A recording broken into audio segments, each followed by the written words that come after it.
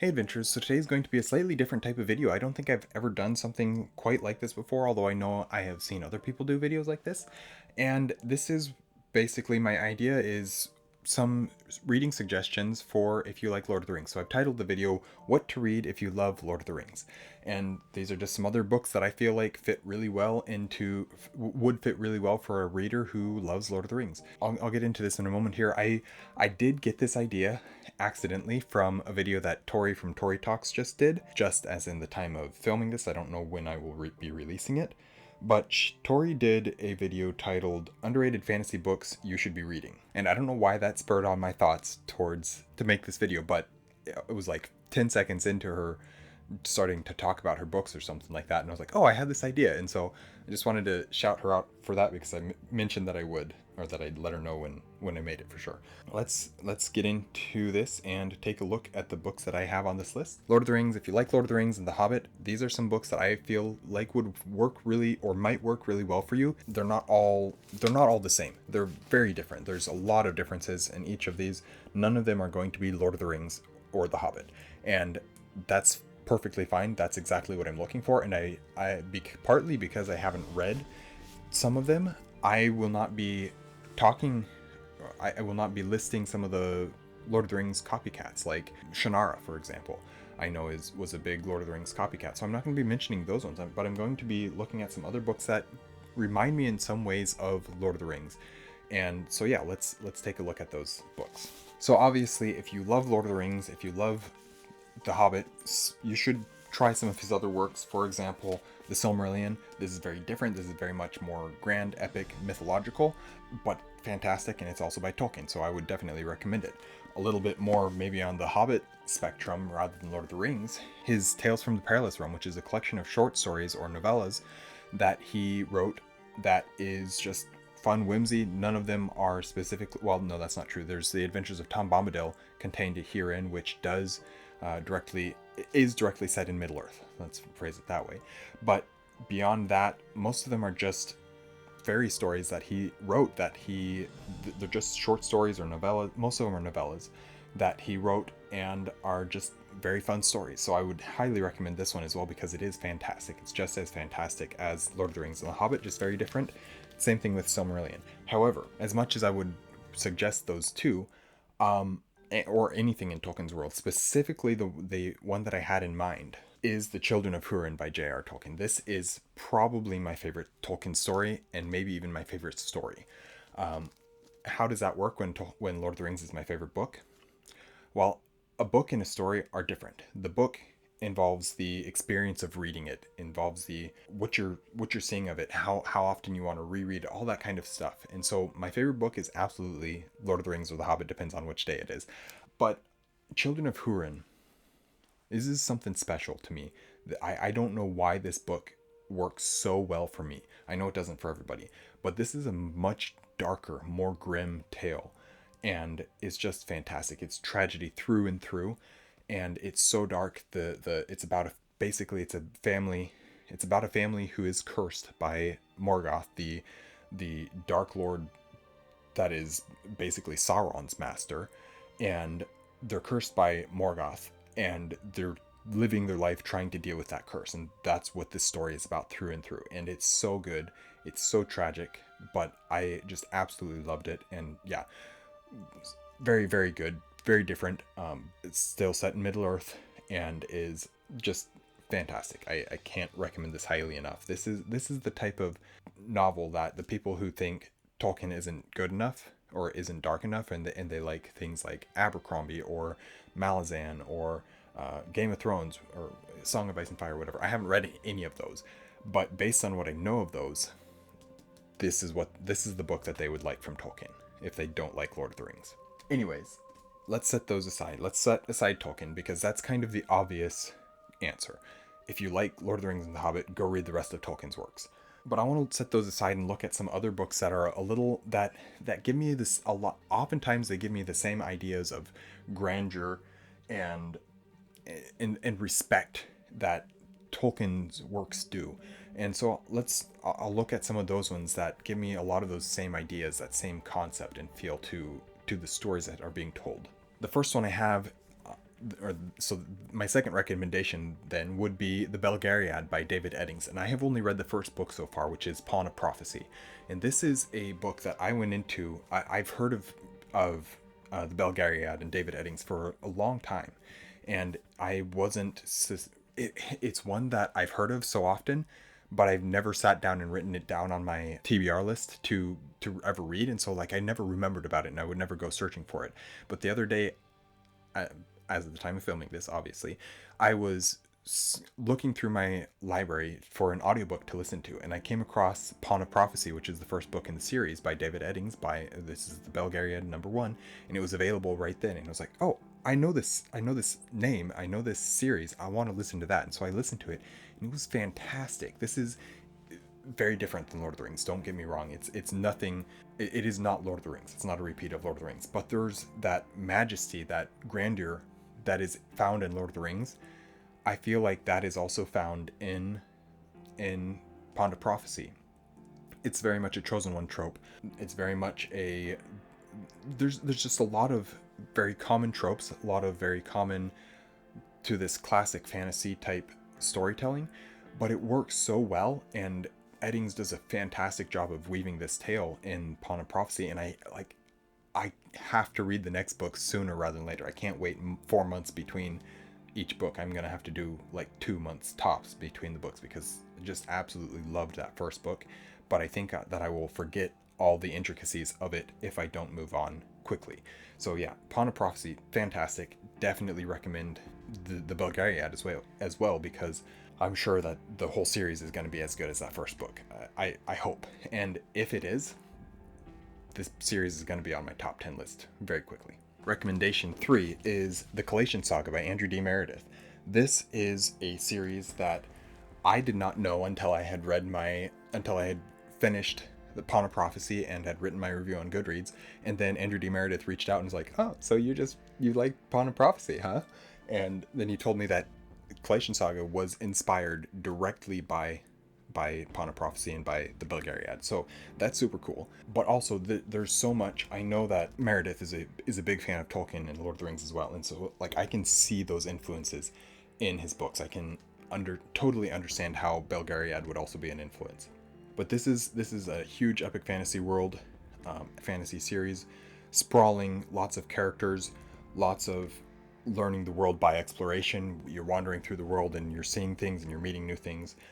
Lots of different types of magic, lots of different world-changing things going on in this series. And he has, so the 4 books are the first arc of an 8-book series. And so 8-book saga, because it's a Calian Saga. And so we're at a great stopping point right now. So we've got the first book is Deathless Beast, second book Bone Shroud, book 3 Gloves of Eons, and 4th is Dread Knight. And so we have this great tapestry that's already established with these first 4 books, and there is one novella titled Fleeting Word, as well as another novella that I can't remember what it's called, but that's set in the world as well. That's in the Advent of Winter anthology. And so he's got a fair amount of this series out, and he's working on the second half. And so I loved it. And it's really helpful that we are at a conclusion. We came to a conclusion with book 4, and we're moving into the second half in the future. So it's a great place because it is kind of like a finished series, even though it's just the first half of the series. But yeah, again, that grandeur, that majesty that Tolkien is so known for, the respect that Meredith has for people like Tolkien and Eddings, it's so clear when reading this series, and I feel like it's a perfect follow-up for somebody who has read Lord of the Rings and loved Lord of the Rings but doesn't know where to go next. And Meredith also has a big focus on faith in this series, and there's a lot of direct influence on faith and on our characters regarding that, and it very clearly shines through. He's very thematic, very heavy on what he's trying to say, but not in a preachy way at all. It's just very clear what he's getting at, and it's so nice to see. So yeah, absolutely 100% recommend Calian Saga as well. Next I have something that's quite a bit different than Tolkien, but again, I feel like it has that respect, that grandeur, that majesty that Lord of the Rings is so well respected for, and that is The Wizard Knight by Jane Wolfe. This is the only Wolfe that I've read so far, and I know a lot of people like his other things better, but this one I feel like really it's nothing, the storytelling is nothing alike to Lord of the Rings, nothing akin at all. But there's, again, that majesty to it, that grandeur to this book. And it's about a young boy who gets transported into Mythgarther. I have no idea if I ever say that word right or not, but he gets transported into Mythgarther and has to become a knight. It's about him becoming a knight and his trials and the things that go on, that take place in order for that to happen for him. And through it all is beautifully written. It is it's definitely more adult than any of the other things that I have mentioned so far, but it is very, very good.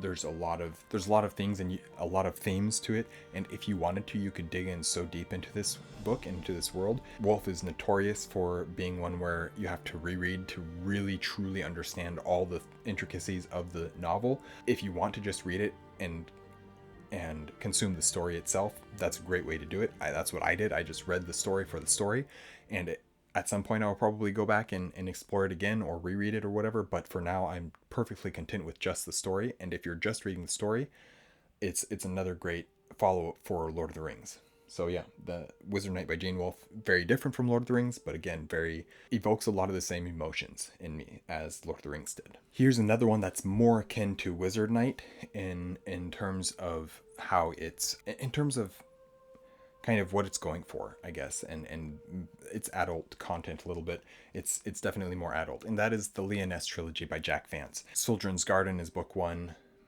The Green Pearl is book 2, and Madook is book 3. And it's Arthurian fantasy. It's an Arthuriana, and it tells, it's actually pre-Arthur, and it tells of the fall of Lyonesse, which is kind of the Atlantis of this tale.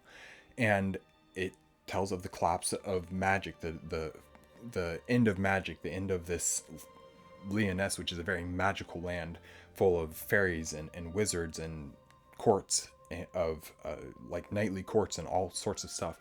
And it's very clearly a precursor to the Arthurian myth, the legend of King Arthur. But it's also so distinctly different. And it, again, that majesty, that wonder is all contained in this book. There's so much whimsy in this book. This truly feels like a fairy story. And in Tolkien's essay on fairy stories, which is contained in Tales from the Perilous Realm, he talks about what makes a fairy story and how would you classify something as a fairy story versus not a fairy story. And there's a lot of fantasy that is not a fairy story.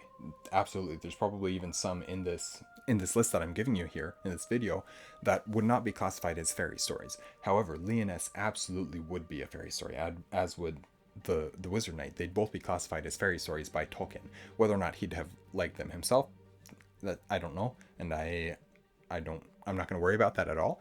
But I really feel like Lyonesse is a great piece of Arthurian literature, but also just a great story overall. Very fun, very whimsical, but also full of themes, full of ideas, full of concepts. Just some great storytelling and some great writing. So yeah, I absolutely love Lyonesse as well, and another one that I would recommend.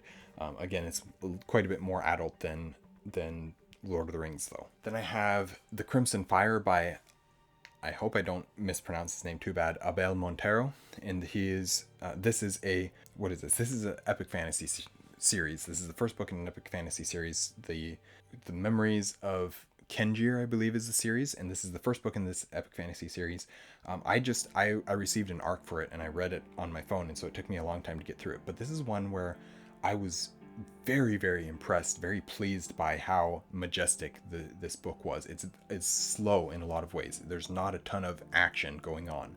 There is action, absolutely, and there is forward momentum in the story, but it is not breakneck pace. It is very measured, very intentional, the way that he tells this story. And I just absolutely loved it far more than I was expecting to. Obviously, I was hoping to love it, but I didn't know what to expect from it at all.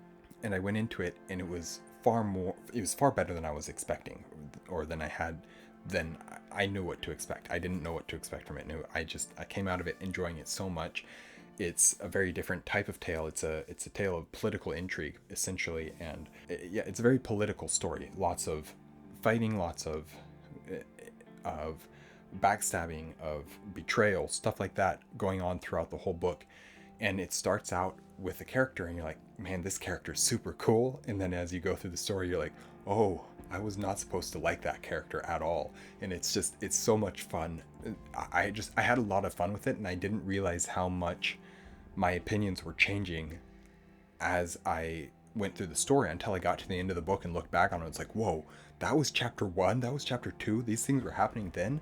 And so yeah, just again, that majesty, that wonder was very much shown in this book, and I very, very pleased by what I found in that book, and I feel like it's a great one for somebody who likes Lord of the Rings. Then I have another book that I have talked about endlessly on this channel, and that is Dawn of Wonder by Jonathan Renshaw. This is a YA story. This is actually, it's an unfinished series, as is Crimson Fire.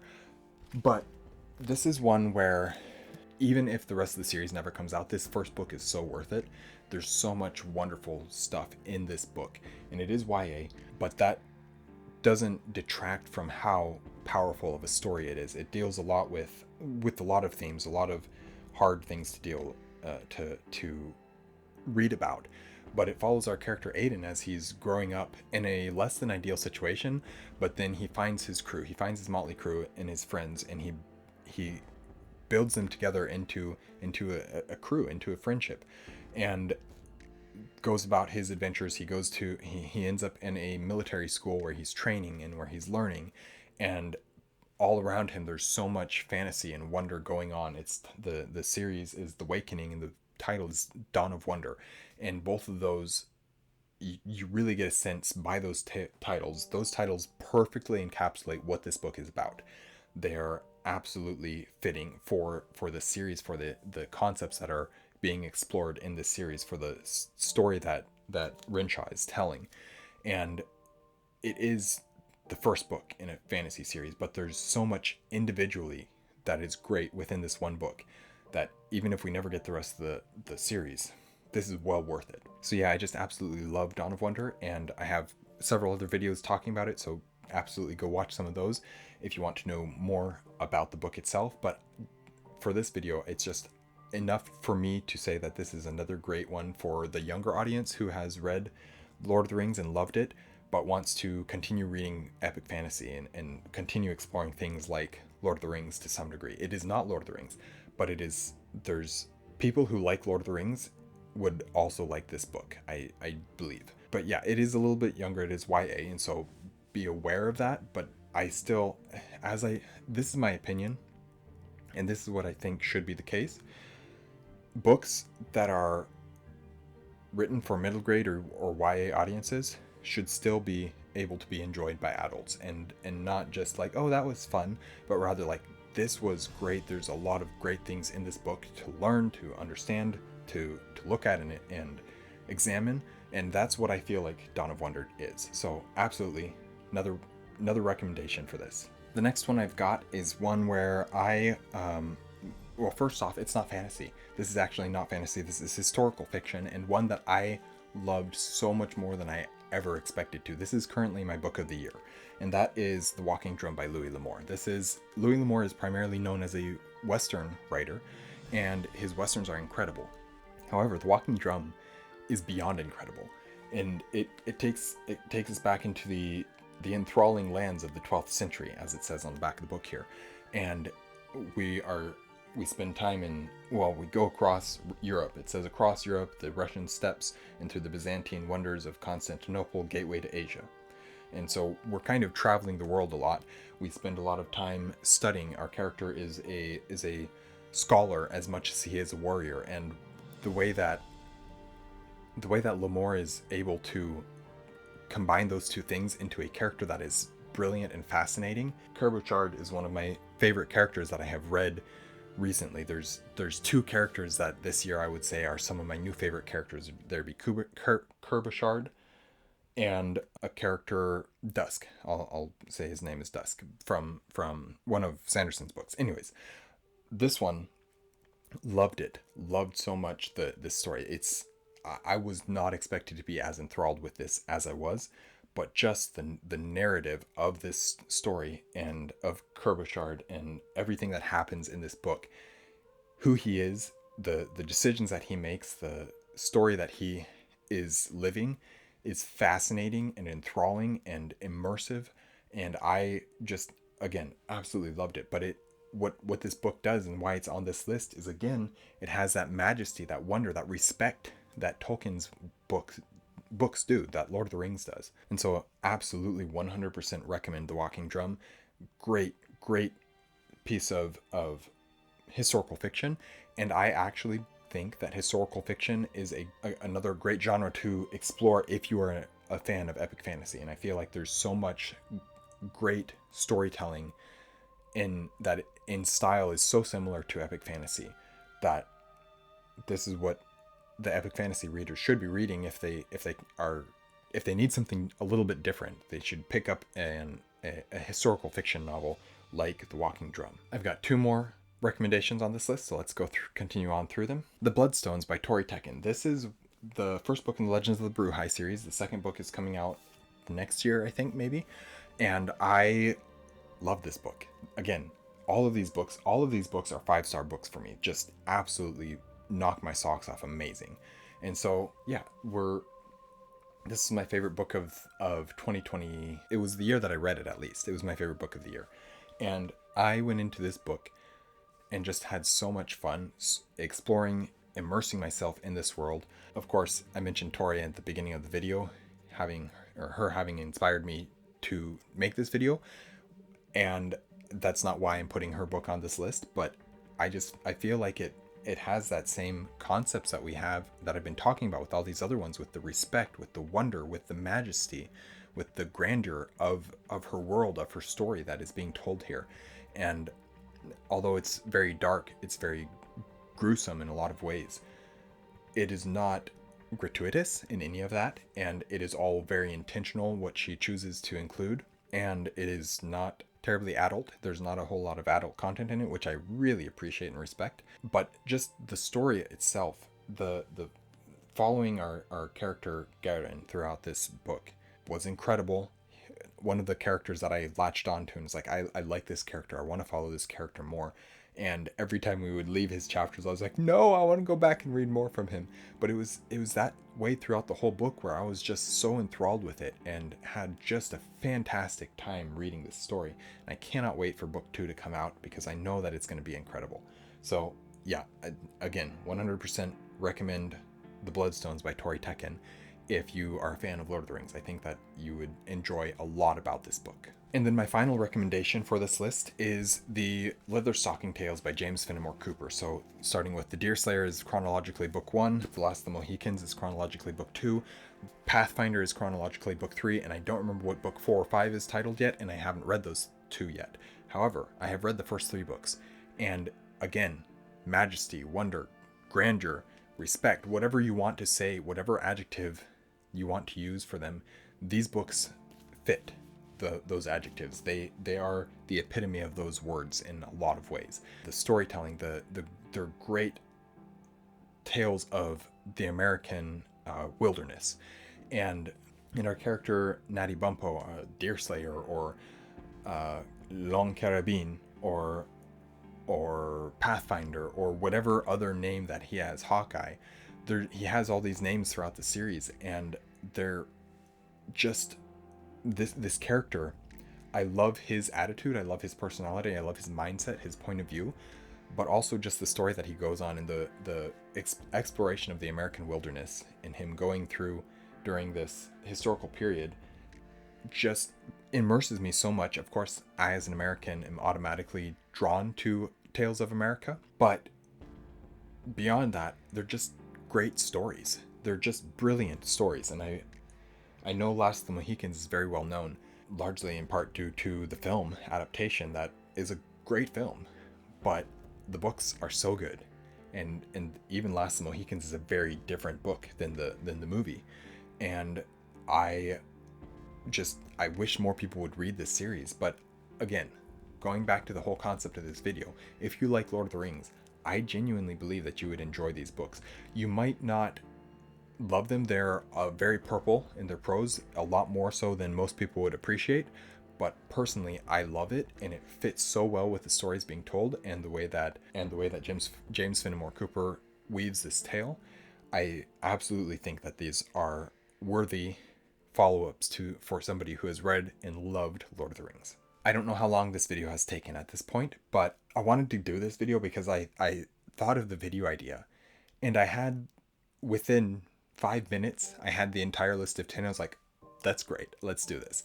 And so I absolutely wanted to do this video, and I feel like each and every one of these books in some way represents some aspect of Lord of the Rings that maybe people would like or have latched onto. And I would love to see more people reading any and all of these books because they are all fantastic. And I know some of these are well known, but I don't think any of these are currently super popular series. And so in that way, this actually is a worthy follow-up to Tori's video on underrated fantasy books. So yeah, I think it is a worthy follow-up to her video now that I'm making this, even though I wasn't expecting it to be that. The idea came with, what are some of these books that if you like Tolkien, you will like, that maybe haven't been heard of quite as much? And I feel like this came out way better than I was expecting it to, but still absolutely meets those requirements. So anyways, thank you guys so much for watching an Erudite Adventure. Please like, comment, and subscribe if you haven't already, and let me know about your thoughts on any of these books or any other books that you would add to this list in the comments down below. I want to get a conversation started if we can, just talk about some other books, because Lord of the Rings is the bedrock of fantasy in so many ways, and we have taken it, we've built off of it, we've built against it to some degree. There's people who have said, no, let's write the opposite of Lord of the Rings, but that is in and of itself is still inspired by Lord of the Rings then. And there's just, it's such a pinnacle of fantasy storytelling at this point that I want to shed some light on some other books that feel similar in some way to Lord of the Rings. And so that's what I'm doing here. I'm sure there's other books. In fact, I know there's other books, other series that I could mention. I had a couple other options that I wrote down, and I ultimately deleted them because I felt like these 10 were a better representation of this video idea. And now I'm just rambling, so I will say, just, yeah, let me know if you have any more suggestions or more ideas. Let me know in the comments down below. Thank you guys for watching an Erudite Adventure. We post videos every Monday and Thursday, and have our social medias linked in the description down below. We will see you guys again soon. Stay well.